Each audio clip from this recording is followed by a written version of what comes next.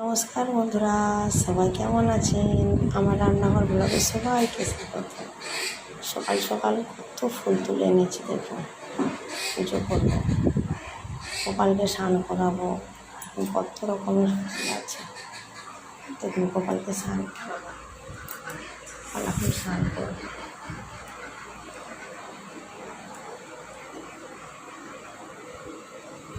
কৃষ্ণ হরে কৃষ্ণ কৃষ্ণ কৃষ্ণ হরে হরে, হরে রাম রাম রাম হরে কৃষ্ণ কৃষ্ণ কৃষ্ণ হরে হরে, হরে রাম রাম রাম হরে হরে কৃষ্ণ কৃষ্ণ কৃষ্ণ হরে রাম হরে।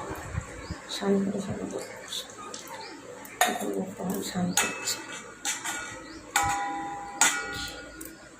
কত সুন্দর করে ঘি মেখেছে, ঘি মাখিয়ে ওকে স্নান করাচ্ছি।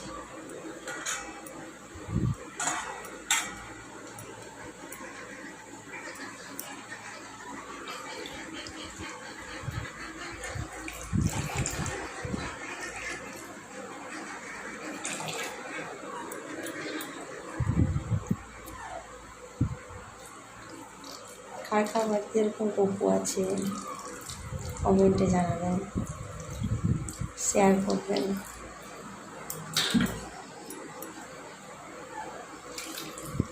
কত জলে গপু স্নান করছে, দেখুন। আপনারাও আপনাদের গপুকে স্নান করাবেন আপনাদের বাড়িতে থাকলে করে।